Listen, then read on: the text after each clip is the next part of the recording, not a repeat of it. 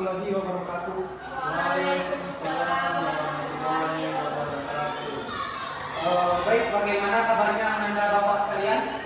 Alhamdulillah sehat. Alhamdulillah sehat.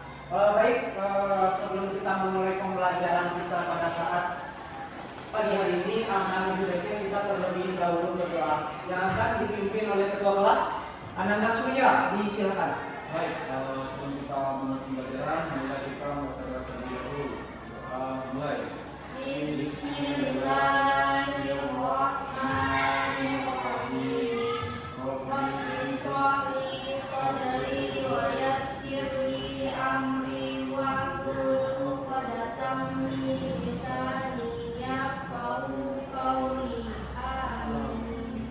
Baik, sebelum kita memulai pembelajaran, Bapak ingin cek kehadiran terlebih dahulu. Sebelumnya, ada yang tidak hadir pada saat pagi hari ini? Hadir semua Pak. Hadir semua, alhamdulillah ya. Baik, untuk siang hari ini, pagi menjelang siang, kita masuk kepada materi pembelajaran. Sebelumnya, masih ingat gak pembelajaran kemarin?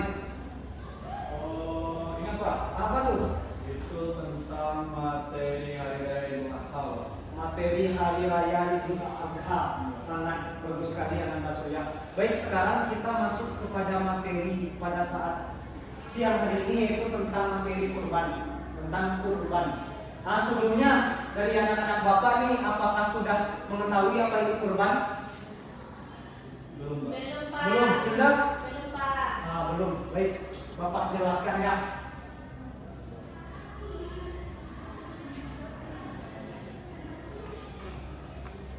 Ya, baik. Baik, materi pada saat siang hari ini yaitu materinya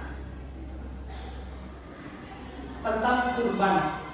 Jadi kurban itu ada secara bahasa, ada secara istilah. Secara bahasa itu artinya dekat. Jadi sebenarnya apa sih yang dekat itu? Jadi kalau kita masuk kepada istilah, kurban berarti hewan yang disembelih bertujuan untuk mendekatkan diri kepada Allah.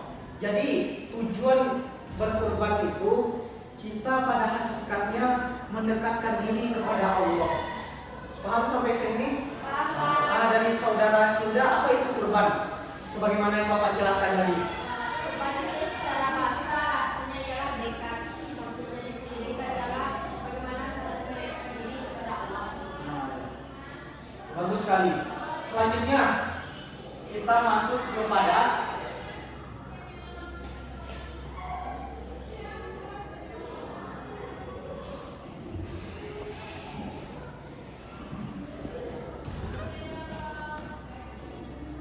dalil Qurannya. Tentunya kurban ini ada dalilnya, yaitu kita merujuk kepada Quran surat Al-Kautsar ayat 1 sampai 2. Dari anak-anak Bapak sudah hafal kan? Sudah, Pak. Baik, kita baca saja bersama-sama ya. Pak. Bapak mulai dengan taus. 1, 2, 3. A'udzu billahi minasyaitonir rajim. Bismillahirrahmanirrahim. Inna a'tainakal kautsar fasholli li rabbika wanhar. Inna syani'aka huwal abtar. Shadaqallahul azim. Baik, itu merupakan salah satu dalilnya dari kurban itu, yang mana artinya sungguh kami telah memberimu Muhammad nikmat yang banyak, maka laksanakan sholat karena Tuhanmu dan berkurbanlah sebagai ibadah dan mendekatkan diri kepada Allah. Jadi salah satu berkurban itu sebagaimana yang Bapak sampaikan tadi, tujuannya itu mendekatkan diri kepada Allah Subhanahu wa taala. Tentunya untuk selanjutnya, apa sih hewan-hewan yang dikurbankan itu? Kan masih ada tanda tanya juga dari anak-anak Bapak. Sebelumnya apakah ada yang tahu apa saja hewan yang akan dikurbankan itu yang boleh? Sapi, Pak. Sapi, benar sekali. Kalau dulu ayah saya itu kurban sama kambing. Oh, sama kambing. Ada lagi? Itu benar nggak? Benar. Enggak. Baik, kita lanjut ya. Hewan untuk kurban itu Yang pertama itu ada unta, itu menyesuaikan daerahnya, itu di Arab. Cuman kalau di Indonesia kita kurban itu bisa istilahnya domba, bisa sapi yang Ananda sampaikan tadi. Sampai di sini paham? Paham Pak? Ah ya. Kira-kira dari Ananda sudah tahu tidak apa itu syarat hewan yang harus dikorbankan itu? Belum Pak. Belum. Tentunya yang pertama syaratnya hewan yang kita korbankan itu hewannya yaitu cukup umur. Nah ini yang paling penting. Hewannya sudah bisa dikorbankan yaitu cukup umur. Yang kedua yaitu hewannya tidak cacat. Contoh nih dari Ananda Surya mau berkorban, tapi korbannya korban sapi tapi kakinya istilahnya putus satu. Nah itu tidak boleh. Jadi kita harus memberikan kurban yang terbaik, yang istilahnya hewannya cacat seperti matanya contohnya tidak bisa melihat, kakinya istilahnya sobek atau cacat, itu tidak boleh ya Ananda Surya. Berkorban itu istilahnya memberikan dengan sepenuh hati, dengan keikhlasan apa yang paling terbaik. Nah, sudah dua ya syarat sahnya itu hewannya cukup umur, yang kedua tidak cacat, yang ketiga kondisinya sehat. Nah ini yang paling penting juga, kondisi hewan tersebut harus sehat. Jangan kita berkorban hewannya sakit istilahnya, berdiri saja tidak bisa kita korbankan juga, itu kan susah. Nah itu salah satunya, paham? Berarti kan ada 3 tadi tuh syarat sah kurban. Coba mentes kefokusannya anak bapak Hilda. Syarat untuk yang dijadikan korban bagi hewan yaitu yang pertama sudah cukup umur. Sudah cukup umur, 1. Yang kedua tidak cacat. Tidak cacat. Yang ketiga sehat Pak. Tidak cacat ini bagaimana maksudnya Ananda Surya? Hewannya tidak cacat hewan kurbannya. Jadi hewannya itu harus perfect gitu Pak. Jadi harus yang terbaik kita korbankan Pak. Yang terbaik itulah salah satunya penyampaian dari bapak tadi. Sebelumnya apakah ada yang ingin ditanyakan tentang hewan kurban ini? Tidak Pak. Tidak Pak. Lanjut Pak. Lanjut. Iya.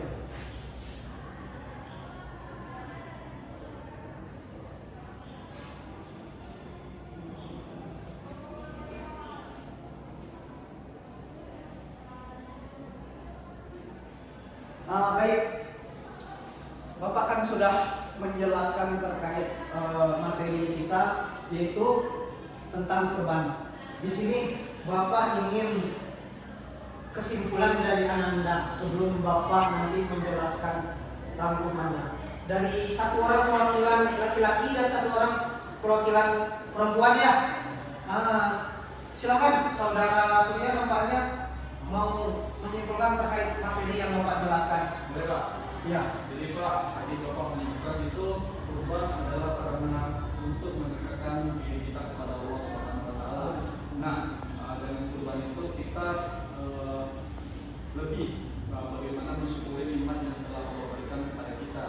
Dengan caranya itu beberapa hewan yang perfect tadi Pak yang saya sampaikan, perfect, tidak cacat, maka itu merupakan syarat dari kurban dan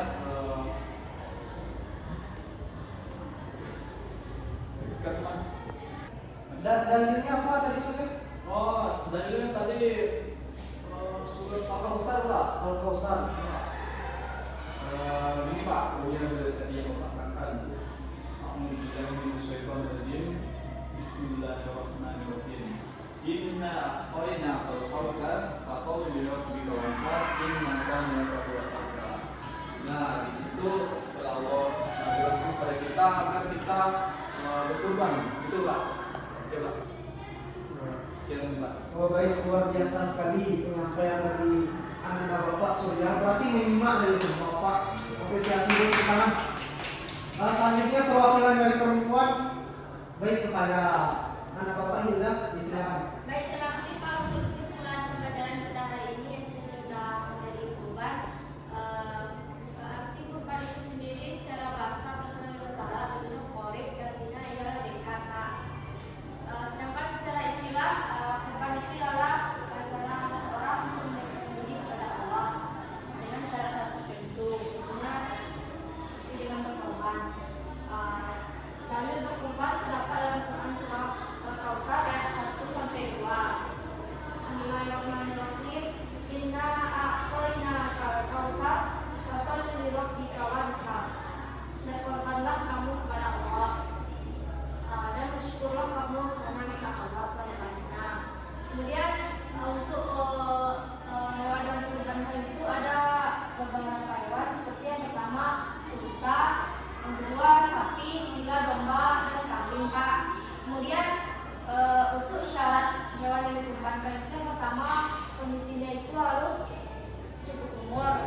kedua itunya tidak cacat Pak. Nah, yang ketiga kondisinya ialah sehat. Baiklah, sekian dari saya Pak.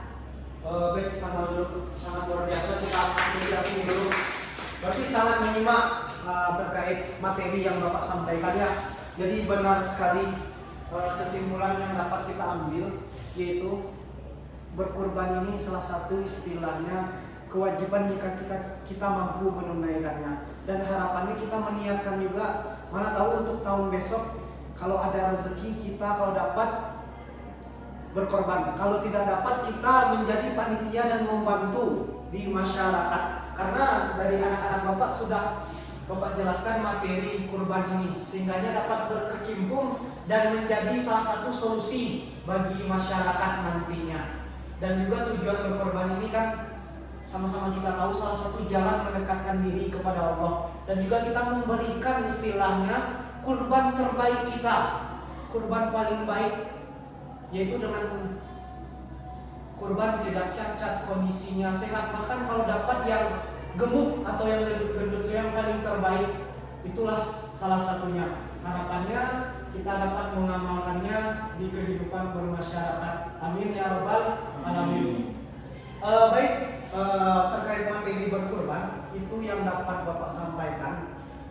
Di sini Bapak ingin menyampaikan tugas mandiri yang akan Anda kerjakan nantinya.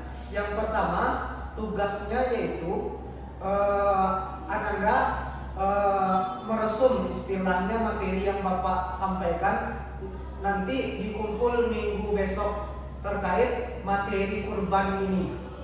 Paham kan? Pak. Apakah ada yang ingin ditanyakan terkait Buat tugas? mana Pak? Itu buatnya itu di double video ya, minggu besok dikumpulkan. Boleh, Pak.